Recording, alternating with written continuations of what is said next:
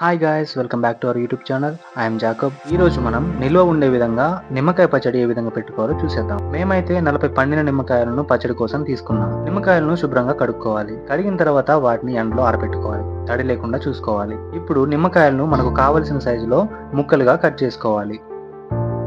మేమైతే ఒక కాయను 6 ముక్కలుగా కట్ చేసుకున్నాము. ఇలా మనకు కావలసిన సైజులో కట్ చేసుకున్న తర్వాత వాటిని ఒక బేసిన్లో వేసుకోవాలి. మేమైతే 40 నిమ్మకాయలకు 1/2 కిలో ఉప్పు కలుపుకున్నాము.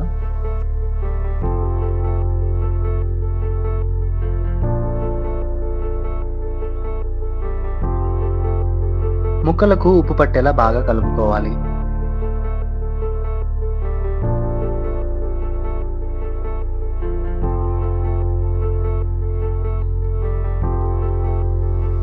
ఇలా ఉప్పు కలుపుకున్న ముక్కలను జాడీలో కానీ బాక్సులో కానీ వేసుకోవాలి.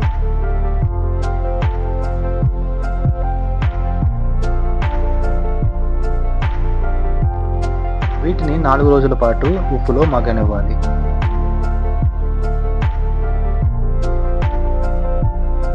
నాలుగు రోజులు ఉప్పులో మగ్గిన నిమ్మకాయ ముక్కలు ఇలా జ్యూసీగా అవుతాయి.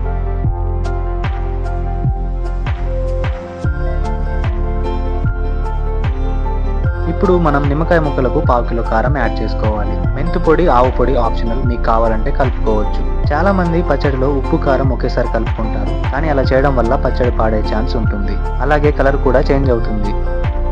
కానీ మనకు కావలసినప్పుడు కారం కలుపుకోవడం వల్ల పచ్చడి పాడవదు, కలర్ చేంజ్ అవ్వదు, ఫ్రెష్గా ఉంటుంది. కారం ముక్కలకు పట్టేలా బాగా కలుపుకోవాలి.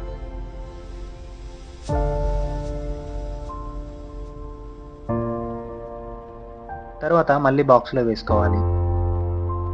ఇప్పుడు మనకు కావలసినంత పచ్చడి తీసుకొని తాలింపు వేసుకోవాలి. తాలింపు వేసుకోవడానికి కావలసినవి ఆవాలు, పచ్చిశనగపప్పు, మినపప్పు, వెల్లుల్లి, జీలకర్ర, ఎండుమిర్చి, కరివేపాకును రెడీగా ఉంచుకోవాలి. ముందుగా సరిపడా ఆయిల్ వేసుకొని ఆయిల్ మరిగిన తర్వాత పోపు వేసుకొని గోల్డ్ కలర్ వచ్చే వరకు వేపుకోవాలి.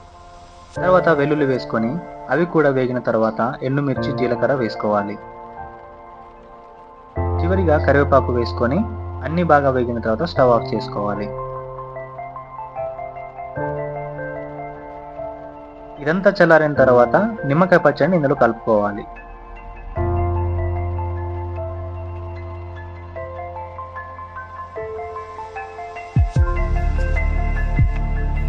ఈ విధంగా తడి తగలకుండా జాగ్రత్తలు పాటిస్తే ఏ సీజన్లో నిమ్మకాయ పచ్చడి పెట్టినా కూడా ఎక్కువ కాలం నిల్వ ఉంటుంది. అంతే, నోరూరించే టేస్టీ నిమ్మకాయ నిల్వ పచ్చడి రెడీ.